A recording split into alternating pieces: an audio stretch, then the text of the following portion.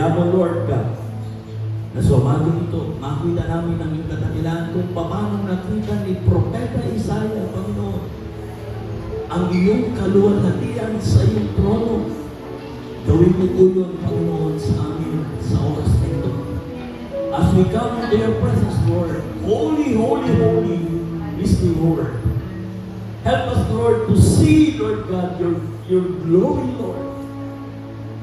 Help us, Lord, to see, Lord God, hallelujah, your goodness in our lives. Thank you, Father God. Thank you, Jesus. We want to magnify you, Lord God. We want to live up your name, Lord Jesus. And we want to humble ourselves to you, Lord. Thank you for your presence. Thank you, Holy Spirit. Minister, Lord God, to your people. Minister to your church, Lord God, as we listen to your word. Help us, Lord God, hallelujah. Give us a listening ear, Lord. Help us, Lord, to discern, Lord God, the moving of the Holy Spirit. Help us, Lord, to discern, Lord God, your will in our lives. Father, in the name of Jesus, we submit ourselves to you, Lord. We want to glorify you, Lord. Thank you, Father God, hallelujah. We want to lift up your name, Lord. Hallelujah. In the name of Jesus, in the name of Jesus. Hallelujah. Hallelujah. And everybody says, Amen. Amen. Amen. Thank you, Lord. Hallelujah. Praise God. Ako po na po tayong lahat sa presensya ng Diyos. Praise the Lord.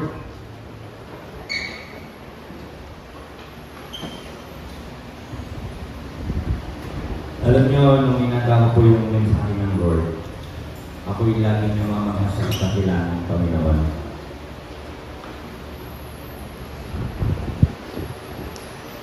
Buti na lang, kilala ko ang Diyos na ito na siya nagbigay sa atin ng patuloy na kalakasan upang patuloy na magtiwala sa pwedeng gawin ng Diyos sa buhay.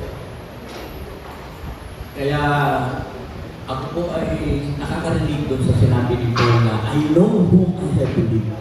Kilala ko yung aking sinasampalatayanan. Sabi ni Paul, nakakarinig ako doon.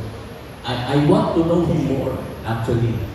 Si Lord gusto kong masigit pang makilala, mga kapatid. Kasi yun ang design ni Paul. Yun din ang design ko, mga kapatid. Kasi the more na kinikilala natin ang Panginoon, the more na may ulat tayo sa Kanya.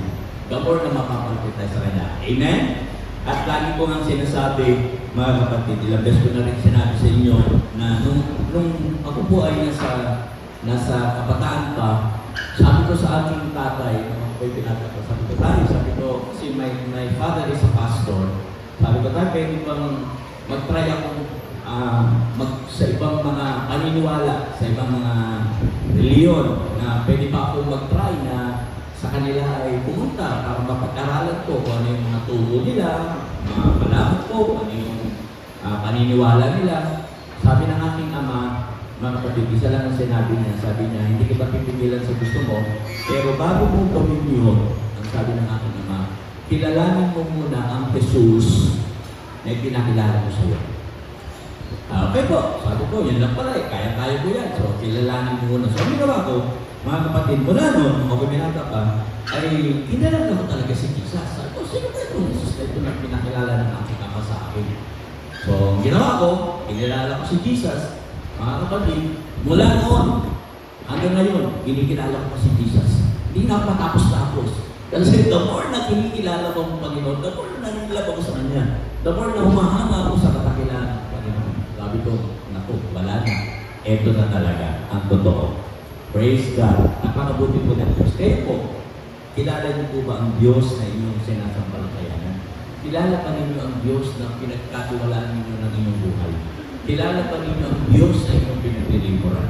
Napakahalaga po niyan, mga kapatid, na makilala natin ang ating Panginoon Jesus. Amen? Kasi pag hindi niyo po kilala, maaari niyo po siyang isuko, maaari niyo siyang baliwalain, maaari niyo siyang sasantabi, kung hindi niyo po kilala talaga ang Panginoon Jesus na inyong pinaglilingkuran. Kaya it's very important po. At ngayong umaga, mapakilala ko sa inyo ang Diyos na yan. Okay? Ang Diyos na yan, ating pong kinikilala at pinaglilingkuran, mga kapatid, sa Panginoon. Pero bago yun, mga kapatid sa Panginoon, kung gusto ko pong mag-umpisa dito po sa isang kasaysayan, mga kapatid sa Panginoon. Ang ating pong pag-uusapan ngayon ay ito. Ayan. Showdown. Isang showdown. Okay? Yan ang pag-uusapan natin, mga kapatid sa Lord. Okay? Meron pong kasaysayan, mga kapatid, sa larangan ng boxing na tumatak sa kaisipan ng mga Pilipino. At ito ay, ayan na, yung kanyang kalaban. Tandaan po ba yan?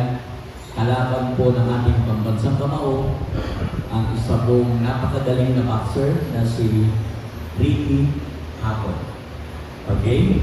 Pero alam natin, nung malapit nang matapos ang ikalawang round, ilang seconds na lang, ay ayan po yung nangyari. Kaya yun na lang yung slide. Okay? Ayan po yung nangyari. Okay? So, anong nangyari? Ayan. Natalo po ang kalaban ni Manny Pacquiao, mga kapatid sa Panginoon. At dahil dyan, mga kapatid sa Panginoon, buong bansang Pilipinas po nag-celebrate. Amen? Parang hindi kasama kayo sa parang hindi kayo kasama nag-celebrate dyan. At parang hindi niyo yata inabot yan. Kaya lang yan. Mga kapatid, hindi yan katagalan. Okay po? Nanalo siya, nag-celebrate, mga kapatid sa Panginoon. Bakit po nag-celebrate ang maraming tao nung manalo si Manny Pacquiao? Kasi kapatayan na. Yun. Tama po ba? Kahit hindi natin kilala si Manny Pacquiao ng personal, nag-celebrate tayo dahil kapwa Pilipino, siyempre, nanalo ang Pilipinas dyan. Parang ganon. Kasi gusto natin po yun yung tayo po ay laging nasa winning side. Kaya nung matalo siya, buong bansa nalungkot din. Di ba? Winning side po tayo. Di ba? Sa personal din nating buhay, mga kapatid, gusto natin lagi tayong nananalo. Para ako lang ang yata may gusto nyo. Gusto ba natin na sa buhay natin lagi tayong nananalo? Amen! Di ba? Kasi sino pa sa atin ang gustong siya italunan? Pakitas na pong kamay ang gusto na siya italunan. Meron ba dito na gusto siya italunan? Wala, di ba? Wala. Okay, parang gusto natin.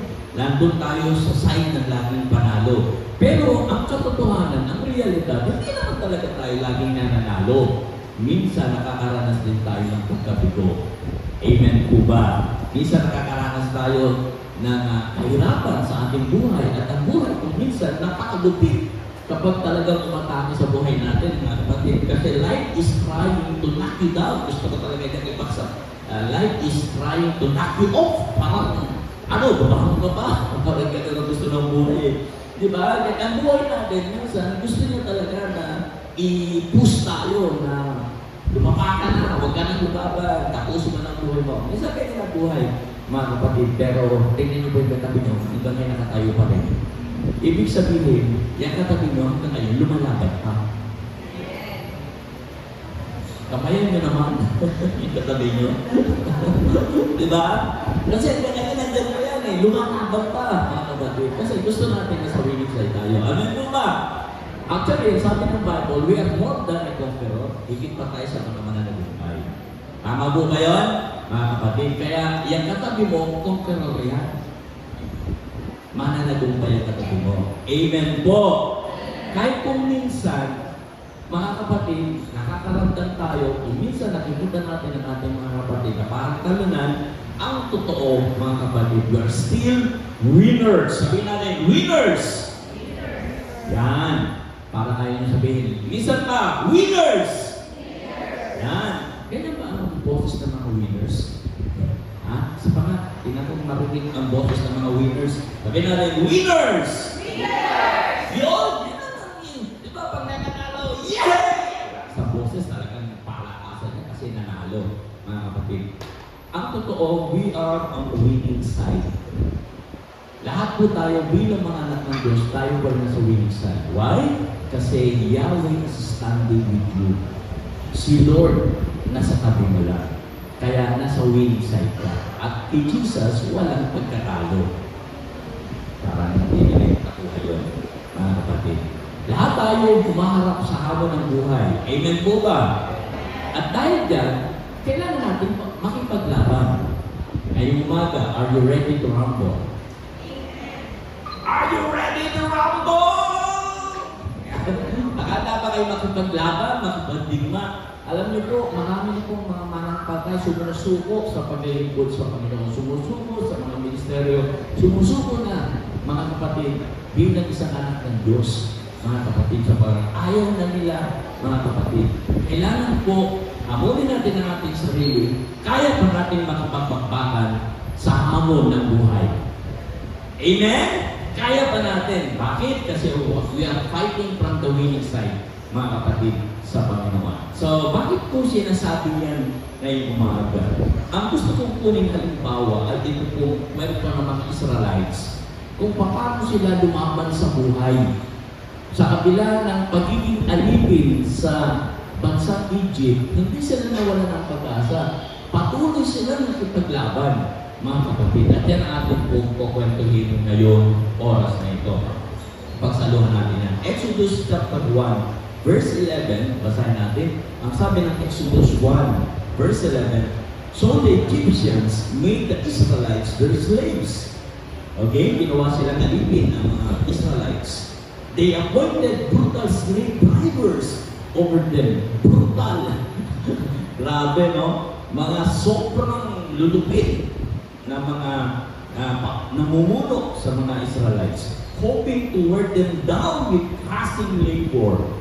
Binibigyan sila ng trabaho na sobrang mabigat. They forced them to build the cities of Pithom and Ramesses as supply centers for the king. Tingnan natin, sundan natin sa verse 13 and 14. Okay? Exodus 1, verse 13 and 14. So the Egyptians worked the people of Israel without mercy. Tandaan po niyo ito kasi mamaya ka-exam tayo pag hindi para katatang mensahe exam tayo. Ang makakasagot may prize. So the Egyptians worked the people of Israel without mercy.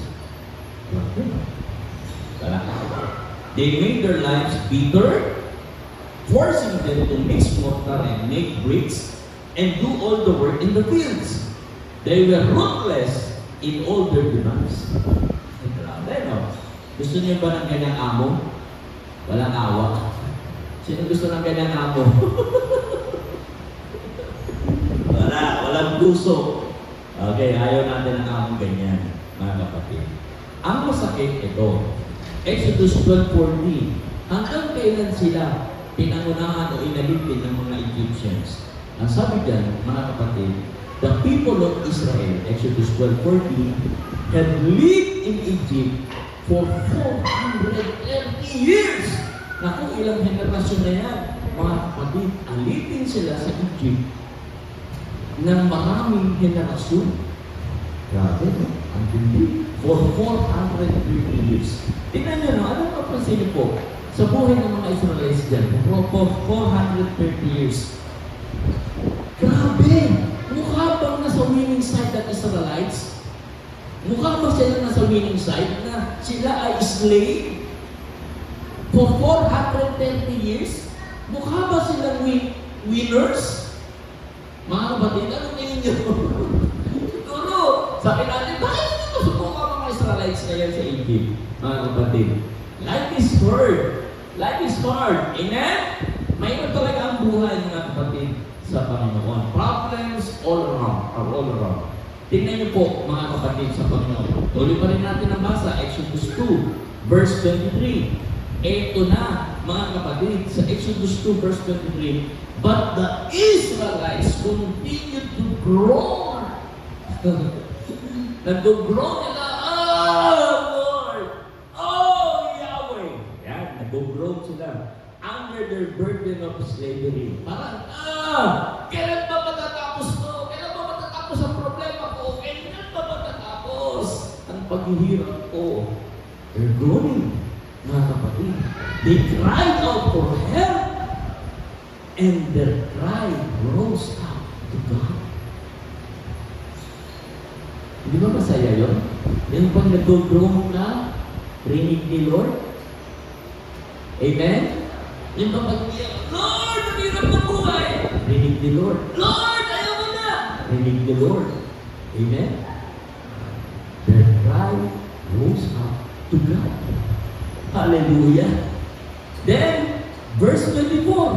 Nung marinig ni Lord yun, nasabi ng verse 24, God heard their glory.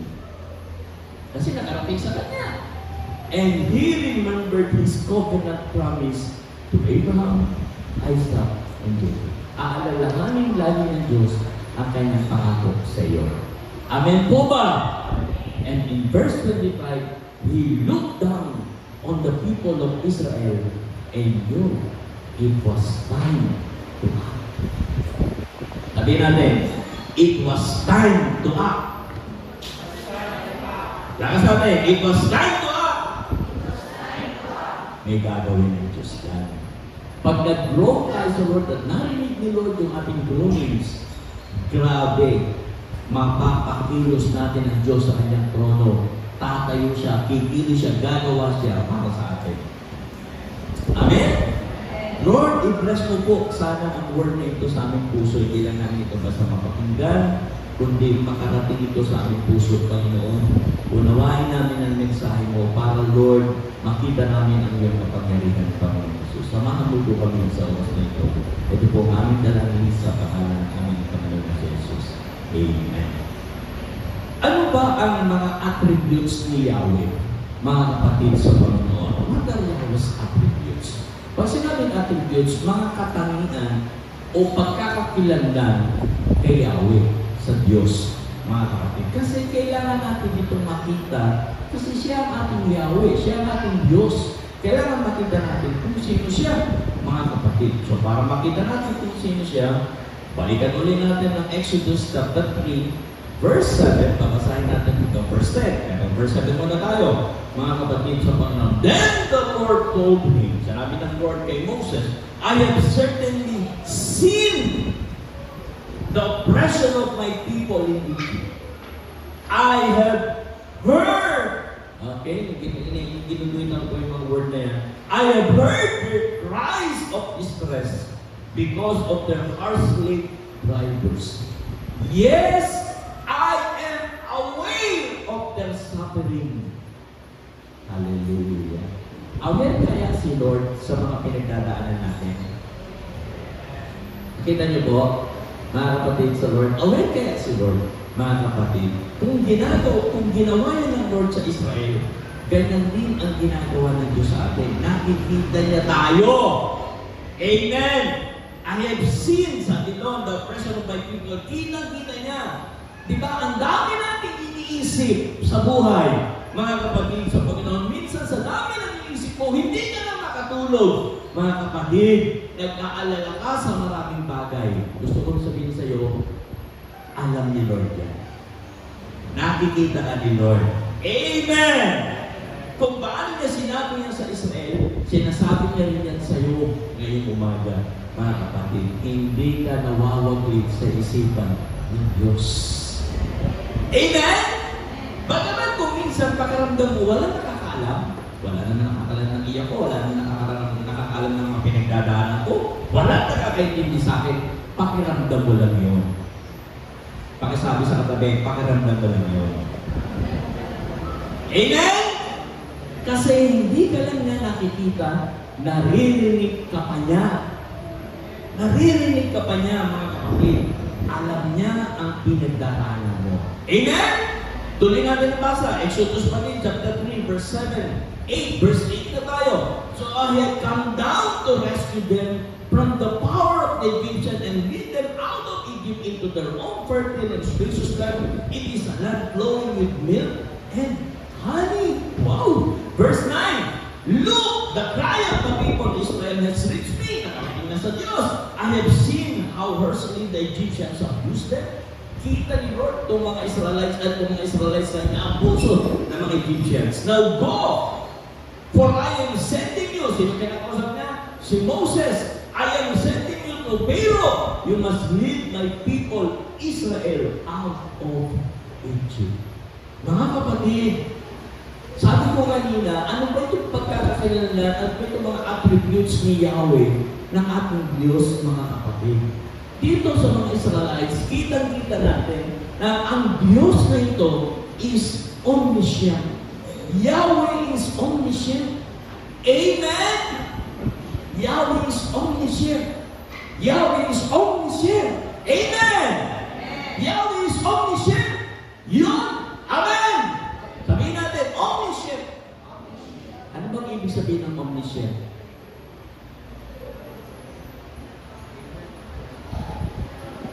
Natutulog yung ating ano? Hindi pa PowerPoint. Hindi tayo masusundan. Ano yung omniscient?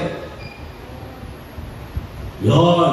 All-knowing, mga kapatid sa Panginoon. So, mahalaga po maintindihan natin ito, mga kapatid, na ang Diyos natin na isang omniscient God. Amen?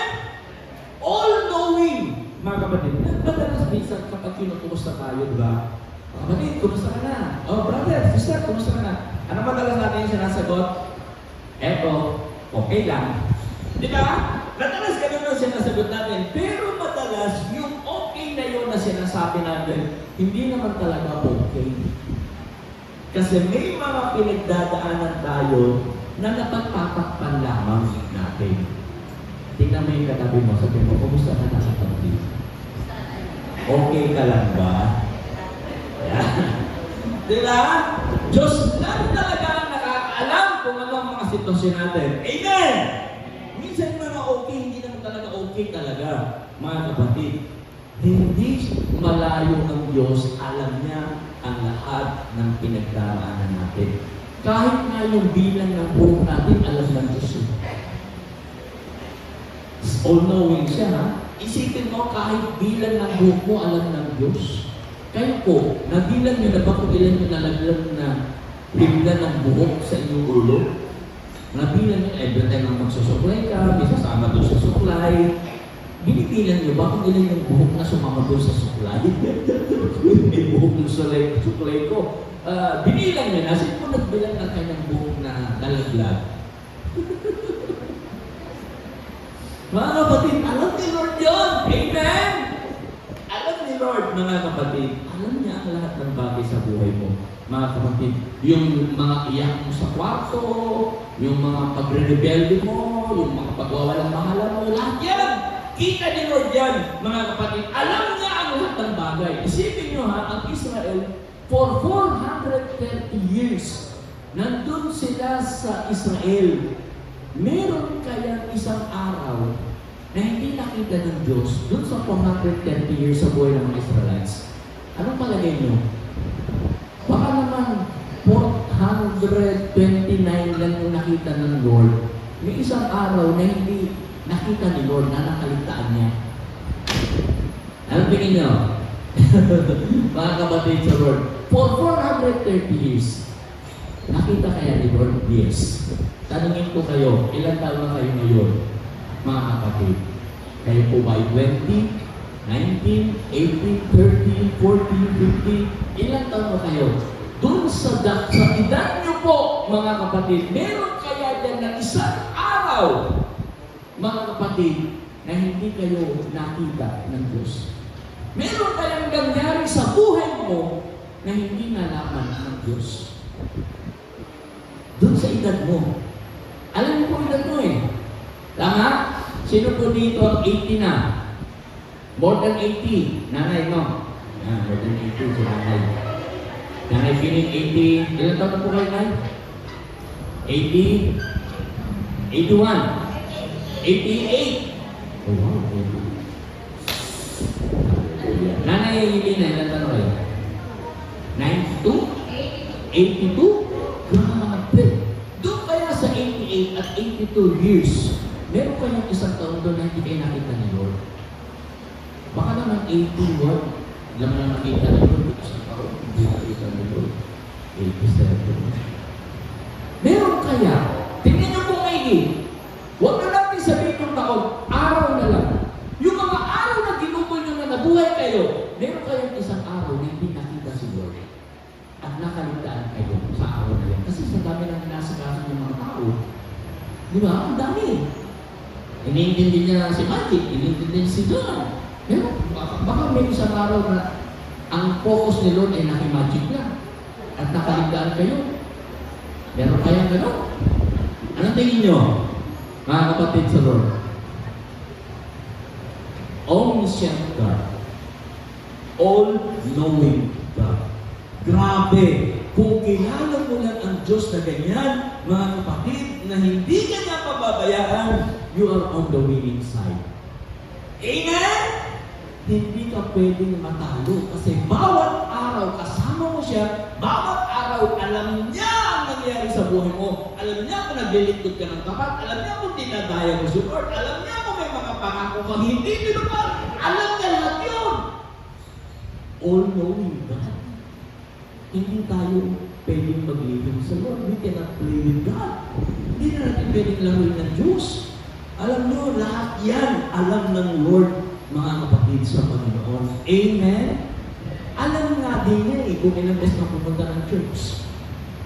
Kayo po ba nabilang niyo na kung ilang beses kayo pumunta ng church? Binibilang niyo ba kung ilang beses kayo dumalo sa gawain ng Lord? Bilang niyo? Hindi niyo bilang? Alam niyo Lord eh. Bilang niyo Lord eh. Alam na rin kung ilang beses kong nag-stay ng bahay, salit na pumunta ng gawain, nag-stay ka lang sa bahay. Alam na rin yun. Amen? Alam na rin kung ikaw ay kung saan pumunta. Salit ka sa gawain ng Lord, kung saan ka nagliwalin. Alam niya yun. Walang nakaligtas sa Lord. Amen! Ganyan po ang ating Diyos. Omniscient God. Hindi ka pwedeng magtagok sa Kanya. Hindi mo pwedeng sabihin na, Lord, hindi mo ko nakikita. Lord, hindi mo alam ang pinagdadaanan ko. Lord, hindi mo alam ang ginagawa ko. Alam niya.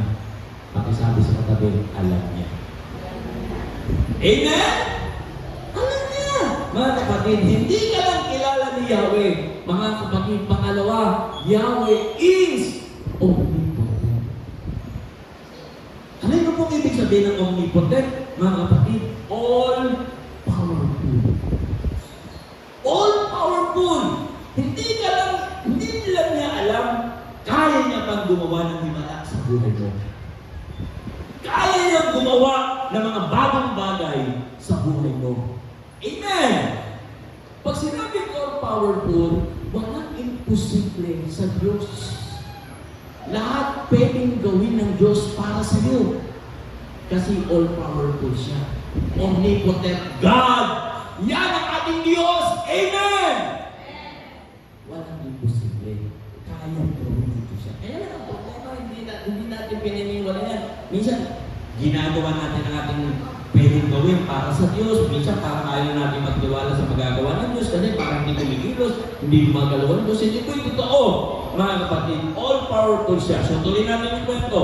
Di ba po pinadala ng Diyos si Moses sa Israel, mga kapatid, para palayain sila at makasamba kay Yahweh. Ngunit hindi madali. Kasi si Pharaoh, hindi niya basta-basta palalayain yung mga milyon na mga slaves niya. Milyon niya! Almost 2 million na mga slaves. Palalabasin mo? Aba. Hindi ganun yun. Hindi ganun yung kadali. Kaya hindi sila pinayagan agad ng Pharaoh. Well, kung ayaw mong palabasin ng Israel, may ito mangyari. Pinadalhan sila ng Diyos ng 10 salot.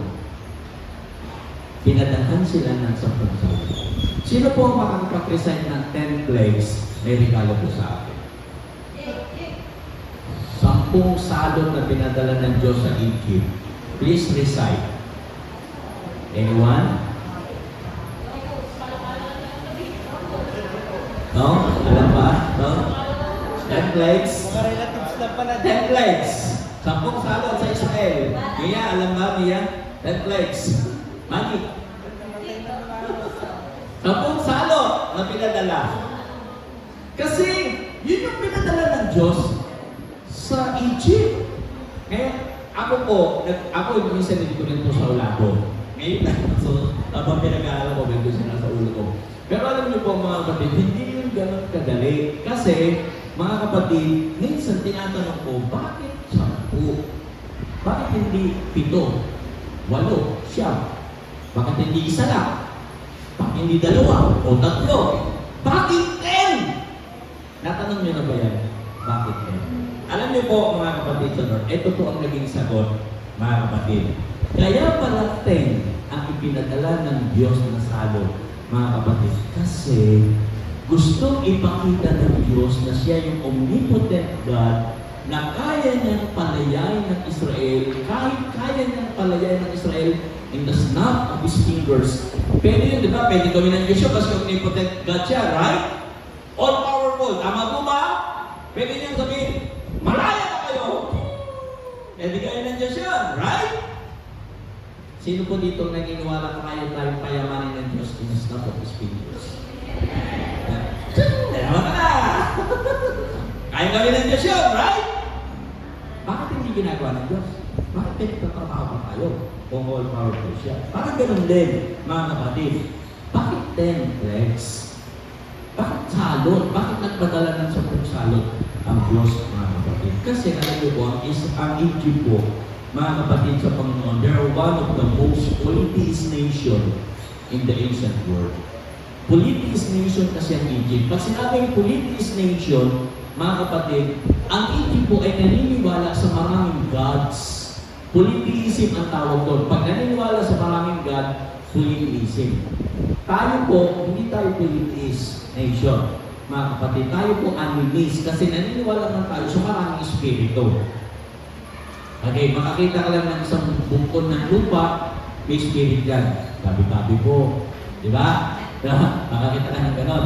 Makakita ka lang ng gumagalaw doon, medyo doon mo alam, ginalaw lang ng hangin, ginalaw ng daga. Ay, kung dumalaw si yung espiritu niya. Yung gano'n, baka nagpaparamdam. Ganyan. Kasi animist tayo, naniniwala tayo sa maraming espiritu. Nakakita ka ng sa malaking puno ng balite. Ay, ayan, meron siya dyan. may timbala, may kabo, gano'n. Animist tayo. Yan po yung sabihin nga. Pero iba ang politics. Alam niyo po, ang politism, mga kapatid, ay paniniwala na maraming Diyos. Bawat lugar, merong Diyos, mga kapatid. Marami silang Diyos. Iba't iba ang itsura ng kanilang Diyos, mga kapatid. Iba-iba rin ang function ng mga Diyos na ito, mga kapatid. Kaya na ang Egypt, mga kapatid, sa Panginoon, pinakita ng Diyos kung bakit 10 plagues. Kasi gustong ipakita ng Diyos, mga kapatid, na siya ang omnipotent God. The all-powerful God against the Egyptians' gods. Kaya yun, Yahweh versus the Egyptians' gods. Naglaban sila. Diyan sa 10 plagues, mga kapatid, sa Panginoon, diyan yung makikita kung paano nag-showdown si Yahweh at ang mga Egyptian gods. Amen? Diyan yung makikita yon, mga kapatid. Kasi kailangan patunayan ni Yahweh sa mga Egyptian na siya ang pinakapangyarihan sa lahat ng mga Diyos nila. Kaya doon sa 10 plagues, mga kapatid, patutunayan ng Diyos na siya ang pinaka-powerful God.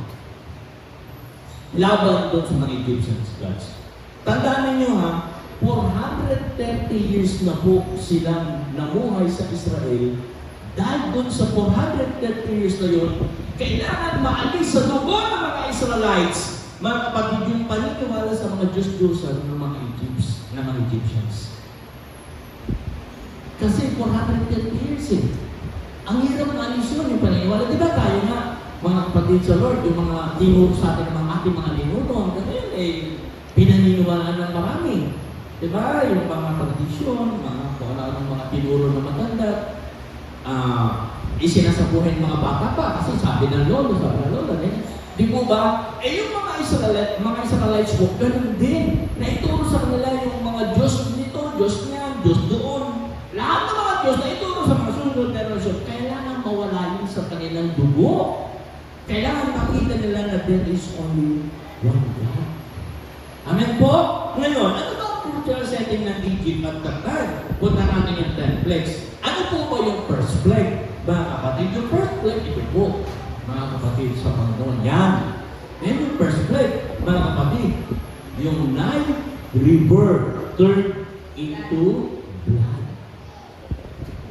Mga kapatid, turned into blood.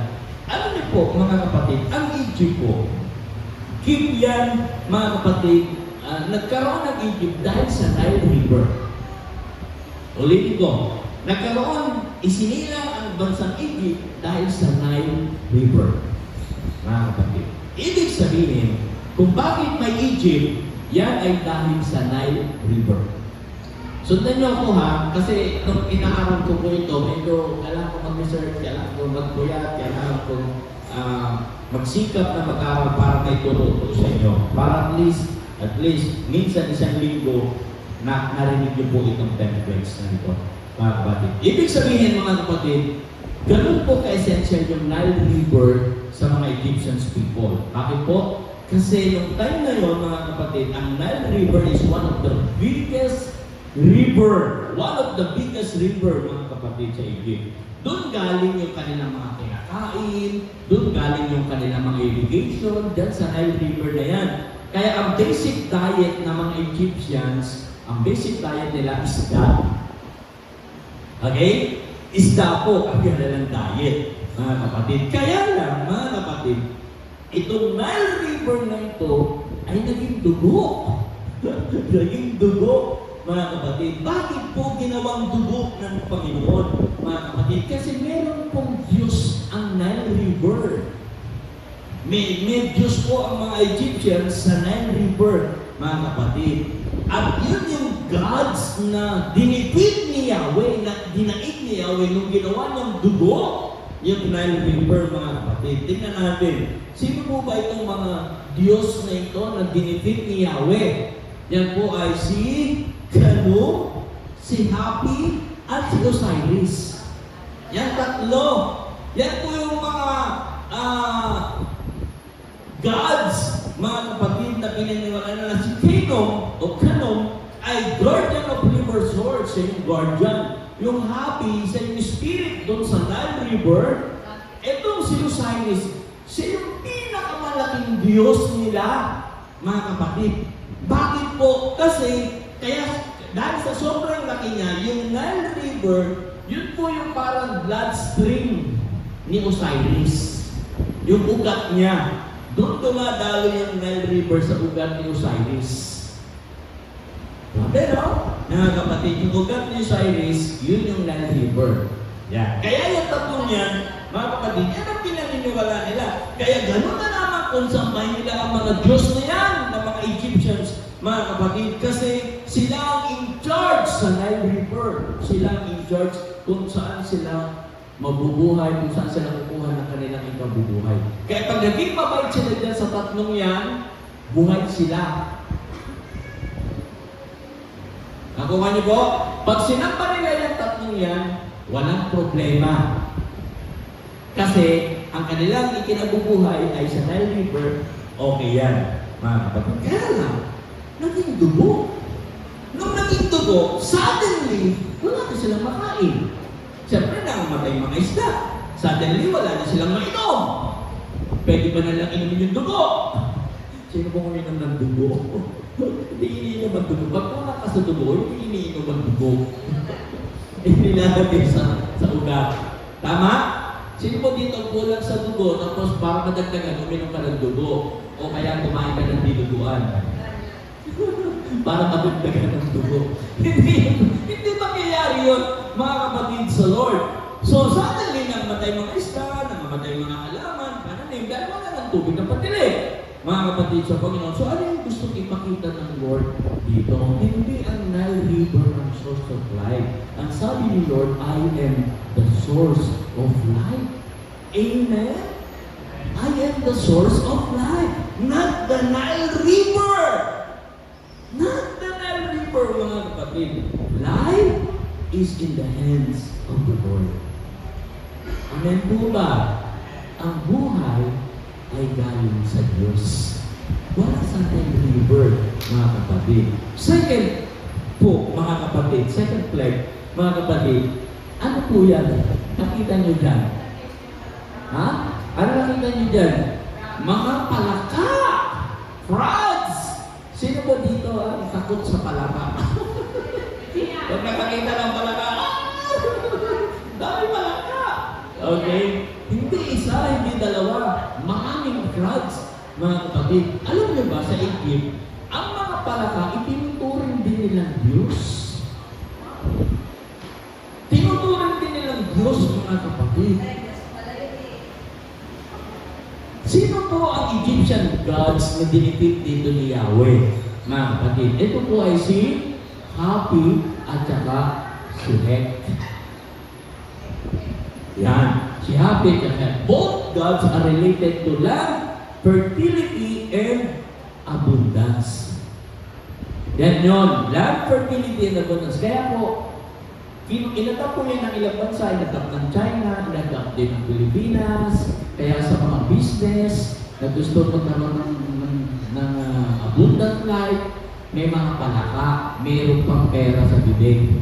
Palaka, abundance kasi. Yan yung kasi si Happy and Het, both gods are related to land, fertility, and abundance. In fact, kapag darating na po yung November and December, mga kapatid sa Panginoon sa Egypt, at that time, pag narinig na ng mga farmers yung pag narinig na ng mga farmers yung ibig sabihin, fertile na yung land, mga kapatid, pwede na po silang bumapag-ani, pwede na silang magtanim.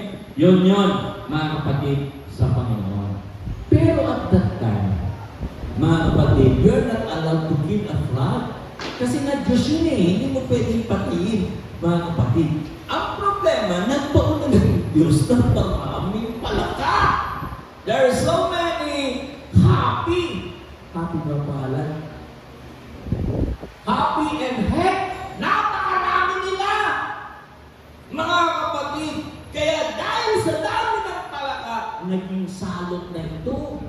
Hindi na nila in-enjoy, mga kapatid. Kasi isipin niyo po, sa bawat namamatay na palaka, anong amoy yung mga lalamap nila doon? Grabe, mga kapatid sa Lord. Kaya, eto ba ang Diyos niyo? Kaya, pinagulan niyo yung maraming Diyos na mga Egyptians. Kaya, ang maraming happy, ang maraming Het. Yan namin yung sinasamba. Well, naging, parang naging, hindi na po siya maganda, naging salot na siya. So, ano yung tinuturo ng Lord dito, mga kapatid? Ang frogs po, hindi siya in charge sa land fertility. Hindi ang mga frogs ang magsasabi kung ang land ay okay na, pwede ng taniman para magkaroon ng harvest. Hindi po. Kasi ang sabi ng Lord, I am the Lord of the harvest. Amen! Hindi ang mga palaka. Hindi yun, mga kapatid. Kaya hindi tayo dapat nakabase sa koka ng palaka kung may harvest o wala. Diba? Ito yung time para mag-harvest. Ito na yung time para magtanim. Hindi po yun. Okay, pangatlo, mga kapatid, ito na. Ayan. Kita nyo ba? Ano yung mga yan? May yung pangatlong yan, mga kapatid. Yan po yung mga lies.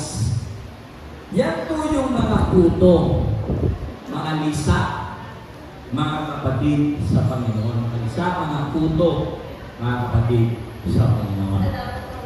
Okay?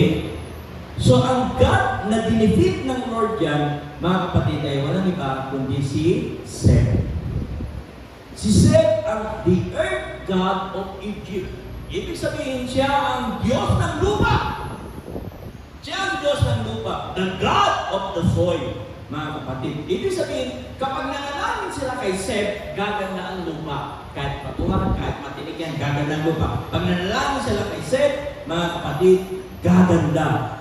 Pero pinabulaanan niya ng Diyos, mga kapatid, kasi si Moses po, nung hinampas niya yung lupa, kung babasahin natin ang kwento, nung hinampas niya yung lupa, umalat yung mga maraming buhangin, maraming lupa nagkalat at naging mga kuto, naging mga lies, mga kapatid. Kaya yung ino-worship nilang si Seth, mga kapatid sa Panginoon, naging pandemic.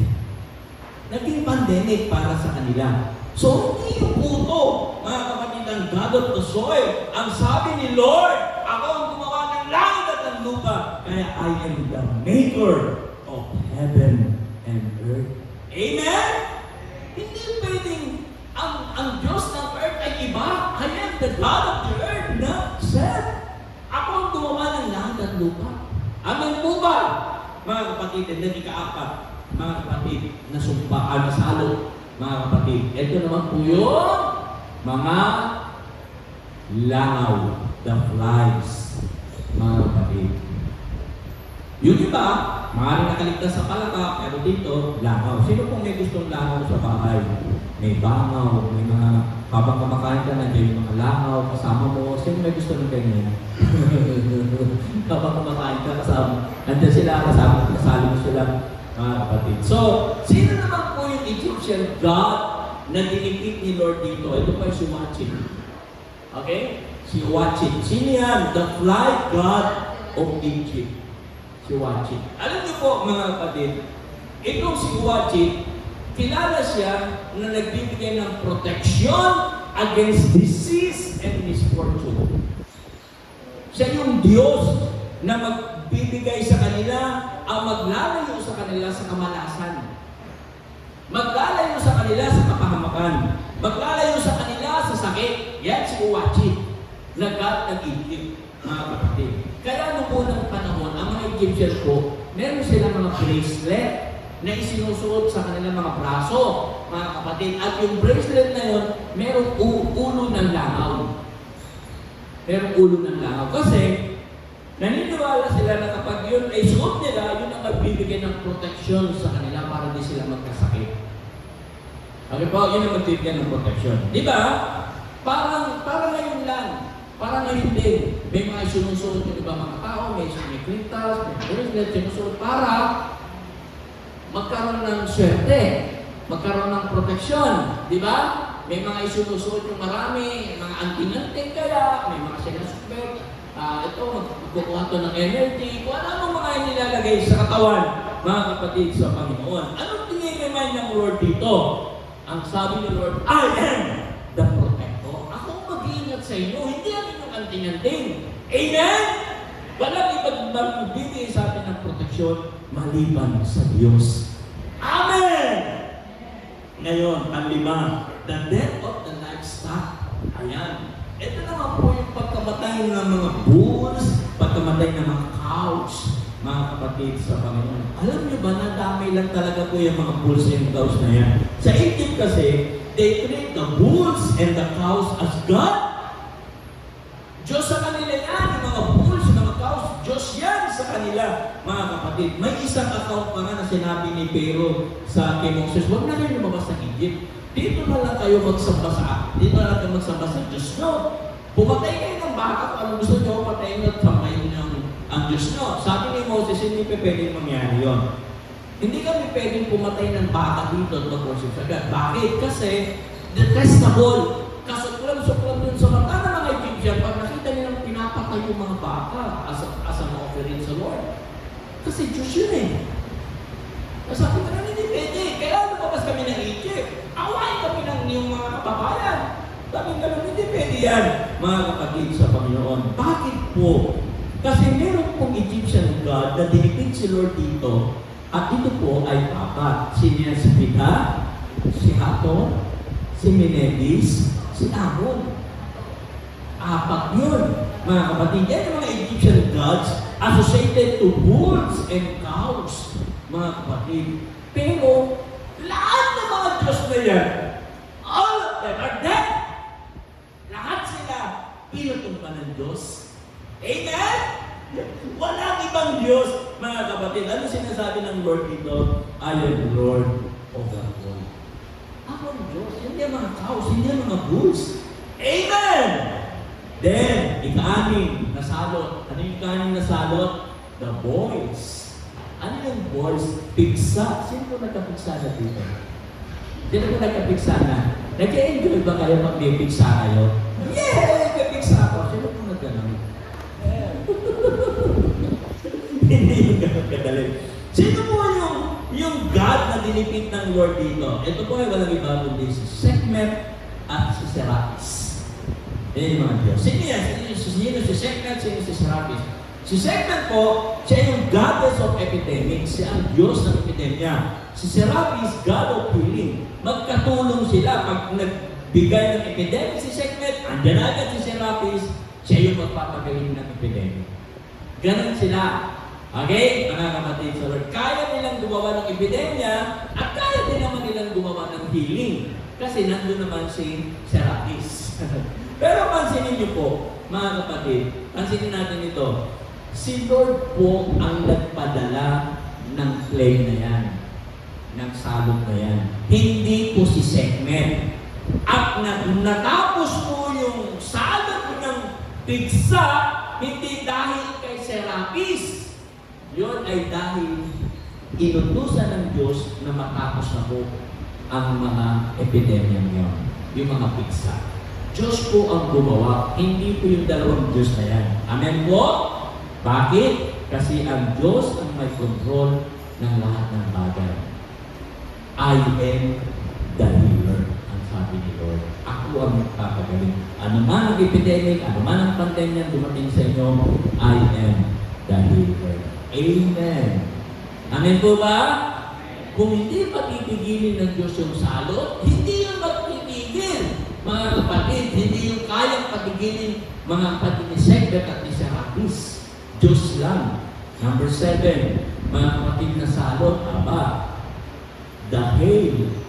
Alam niyo po yung hail? Pag-ulan ng yelo, mga kapatid, pag-ulan ng the hail, mga kapatid. So, ano po ang ibig sabihin nito, mga kapatid sa Lord? Alam niyo po, sa Egypt, ang ulan po, very rain. Bihirang ulan sa Egypt, mga kapatid. Tapos biglang uulan ng tipak ng yelo. Wow!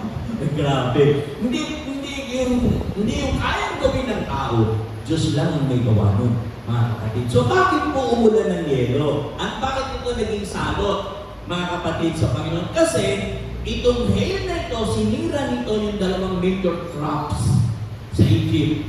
Yung flax at saka po yung barley. Nung ulan ng yelo, lahat ng kanilang mga pananim nawasak, nasira. Siyempre naman, may mabubuhay pang halaman dyan. At maging yung mga hayop, hindi na sila makakain ng damo. Wala na. Puro nababalot na ng yelo. Mga kapatid, ang paligid, hindi namatay yung mga livestock, mga kapatid. Hindi lang yun. Yung hail na yun, mga kapatid, it destroys the monuments of Egyptian. Lahat ng mga monumento, mga kapatid, sa Egypt, lahat nawasak ng gawa ng hail. At kasama na sa nawasak yung monument ni Pharaoh. Yung monumento ng Paraon, kasama yun sa nawasak, mga kapatid sa Panginoon. Kaya when the hail came, it destroys those monuments, mga kapatid sa Panginoon. So, sino pong Diyos ang dinipit ni Lord dito, ni Yahweh? Ito ay walang iba kundi si Nat, si Isis and Seth, at saka si Shu. Yan po yung mga Diyos-Diyos na ng-Egypt na dinipit ni Lord. Sino yung Nat? Siya yung Egyptian sky goddess, Diyos ng kalawakan. Isis and Seth, siya yung agriculture deity, mga kapatid, at yung Shu, siya yung God of the atmosphere. Sabi nga nun, hindi nyo kaya gawin yung kaya mong gawin. Parang gano'n ang sinasabi ng Lord sa mga Diyos na yan. Wala kayo! Sabi niya, hindi kayo ubra sa amin. So ano yung pinapaalala uli ng Diyos dito? I am the Creator and Sustainer. Amen? Dapat ma-realize natin ito, mga kapatid. Siya talaga ang lumilikha ng lahat ng bagay. Hindi ang ano pa mang mga bagay na nakikita natin. Amen po! Lahat ng nakikita natin sa ating mundo, may mensahe po ang Diyos. Yung mga ulan, yung mga bagyo, mga kapatid, may mensahe po ang Diyos dyan. Diyos lang ang pwedeng gumawa at pwedeng magpatigil ng lahat ng yan. Number 8, nasalo.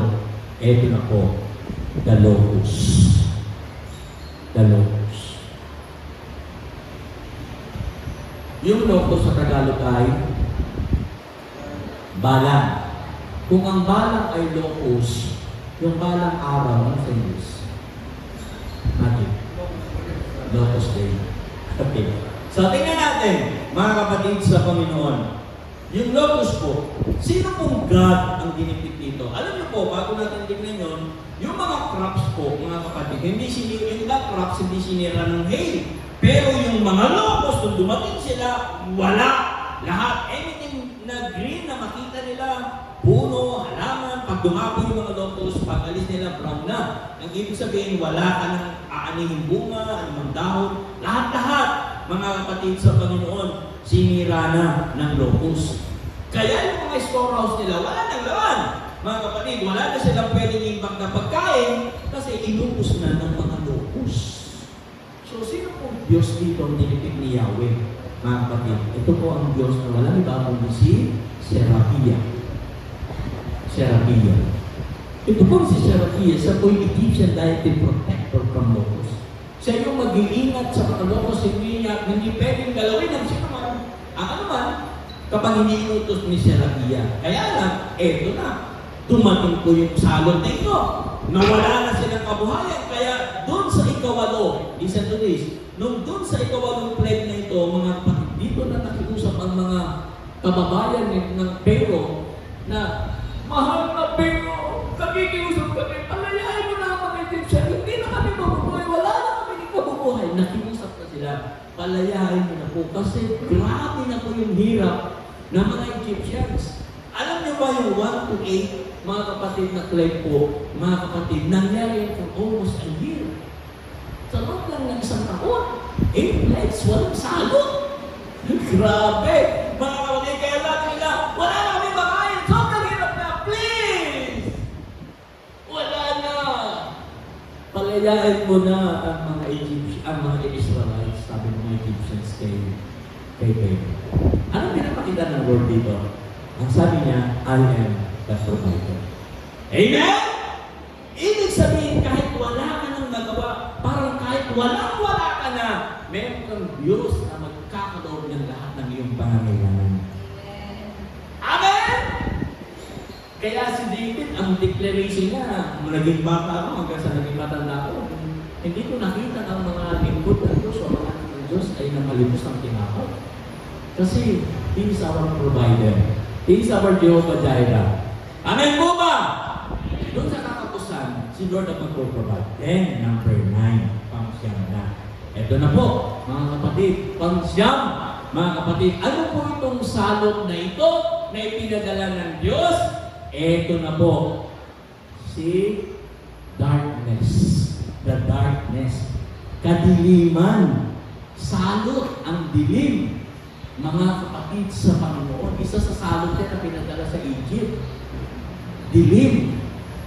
Mga anak ng Diyos, mag-ingat po tayo sa mga madidilim na lugar. Amen? Di ba? Yung mga kumukuti-kutin tayo. Madilim to, di ba? Yung mga pinututan ng mga nahilig sa mga madilim to.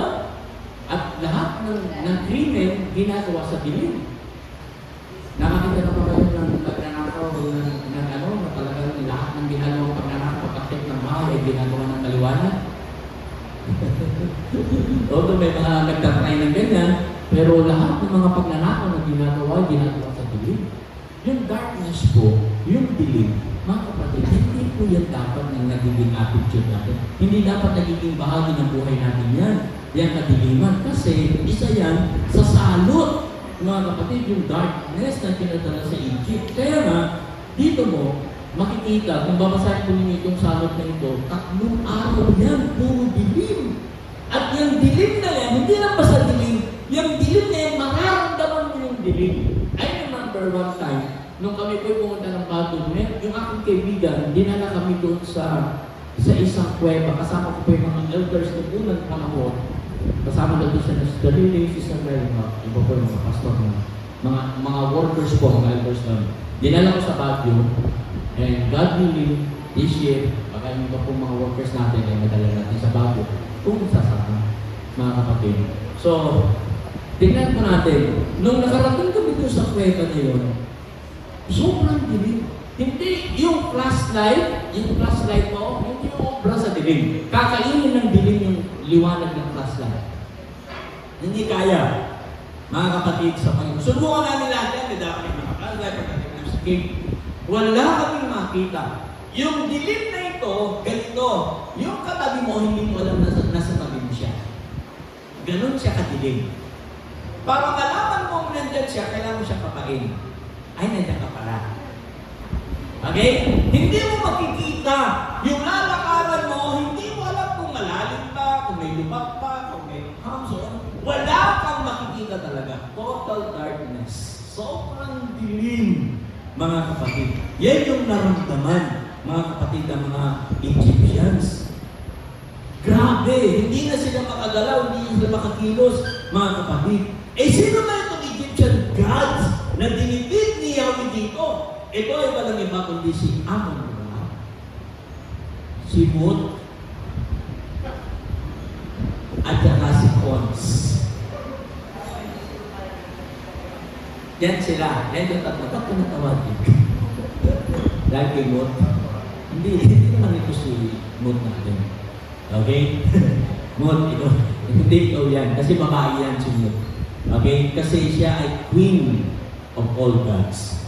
Okay? Si Amon-Ra, God of the sun. Si Mot ay queen of all gods. Si Cons ay God of the moon. Alam niyo ba, itong mga Diyos na ito ng Egyptians, mga kapatid sa Panginoon, mag-anak po yan. Mag-anak po yan. Si Amon-Ra ang tatay, si Mut ang nanay, mag-asawa sila, at si Cons, anak nila. Anak nila si Cons. Okay? Mag-asawa, tapos anak nila si Cons. So yan po yung mga Diyos na kanila pong pinaniniwalaan mga kapatid. God of the sun, God of all gods, and God of the moon. Pero mga kapatid, wala pong nagawa ang mga yan nung nagpadala ng dilim. Ang Diyos, nung nagpadala ng salot na dilim, mga kapatid, wala pong nagawa ang mga Diyos na yan. Hindi sila nakapagpasikat ng araw, hindi sila nakapagpadala ng moon. Wala! Hindi nila kaya ang kapangyarihan ng Diyos. Amen? Then, again, the Lord reminded them, I am the light of the world. Amen? I am the light of the world. Ako yung ilaw, ako yung liwanag. Gusto kong sabihin sa inyo na ako magbibigay ng liwanag, mga kapatid sa Panginoon. Kaya nga ito pong plague from 1 to 9, God started everything with the Word, mga kapatid, and He ended everything with the Word. Sinabi ni Lord, magkaroon ng ganito. Sinabi ni Lord, mawala na yan. So, siya ang may kapangyarihan yan, mga kapatid, at yung panghuling salot na hindi na pinigilan ng Panginoon. Kasi yung 1 to 9, pinigil ng Lord, siya nagpatigil ng lahat ng salot na yun eh. Yung 1 to 9, pero yung 10, hindi niya pinatigil. He let it happen. Hindi niya pinatigil. Hinayaan niya na. At ano yun, mga kapatid? Yan. The death of the firstborn. Hinayaan niyang mamatay ang lahat ng mga panganay sa Egypt, maliban sa bayan ng Israel. From Pharaoh down to the maidservants of the Egyptians. Mga kapatid, lahat ng panganay, patay. Sino po mga panganay dito? Sa naman. Buti na lang, hindi tayo Egyptians. Buti na lang, hindi tayo Egyptians. Diba? Mga kapatid. So sa Egypt, lahat namatay. Mga kapatid, so ang ibig sabihin niyan, this plague is a judgment on all of Egypt's gods, including Pharaoh himself. Judgment ng Diyos yan, yung pagkamatay ng mga firstborn. Kasi pag hindi ka nakuha sa 1 to 9, death na ang susunod. Pag hindi, binaliwala mo yung salot ng 1 to 9, umasa ka, susunod, death. It's very important. Gusto ko po makuha yung principle dito. Minsan, nagkakaroon po ng salot ang buhay natin. Pag hindi pa tayo natuto sa bandang dulo, ang kukunin at ipapahayaan ng Diyos ang nangyari sa atin, death. Tsaka tayo magsisisi. Tsaka tayo magsasabi, si Lord pala talaga dapat makabuhin. Mga kapatid, gusto ko po maintindihan niyo po yan, mga kapatid. And this is the reminder to all, mga kapatid, ang sabi ni Lord, I am the Almighty God. Amen? Amen po ba? Yan ang ating omnipotent God, mga kapatid sa Panginoon. Kaya wala tayong dapat na sinasabing mga Diyos, mga sinaalang-alang pagdating sa Diyos. O siguro naiintindihan naman ito ni Lord. Siguro nauunawaan naman ni Lord itong ginagawa ko. Mga kapatid, siya po ang alam niya ang lahat ng bagay. Kaya niyang gawin yung mga bagay na akala mo nasa kamay mo. Kaya ng Diyos alisin yan. Kasi it's all powerful God, omnipotent God. And last panghuli, mga kapatid, yung third attribute ng God ay nasa Exodus 3:14. Ang sabi ni God replied to Moses, I am who I am. Say this to the people of Israel, I am has sent me to you. Alam mo po yung word I am na yan, mga kapatid, I am is a verb. It's an action verb. Mga kapatid, action verb. Yan, ano yung ibig sabihin nun? Ano ang pangangailangan natin ngayong umaga? Kailangan mo ba ng strength? Sabi ni Lord, I am strength. Kailangan mo ng joy? I am joy. Mga kapatid, do you need provision? I am provision. Ang Diyos ang magbibigay ng lahat sa atin. Amen po?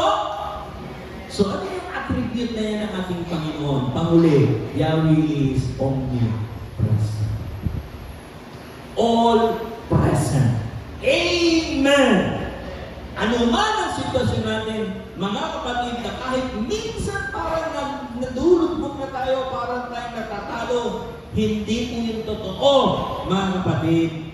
Kasi itong Almighty God na ito, na nakatayo sa atin, siya ang lalaban para sa atin. Amen! Sana nga ulitin, remind ulit natin, sino po yan si Yahweh? Siya yung omniscient God. Alam niya ang lahat ng bagay, omnipotent God, all-powerful God, and omnipresent, all-present. Nandyan siya para sa atin. Amen! The omniscient God, the omnipotent God, the omnipresent God have never failed you yet. Lahat ng laban natin sa buhay, ipapanalo ng ating Diyos. Amen! Sabi Ostran, mga kapatid, sa oras na ito, hallelujah, purihin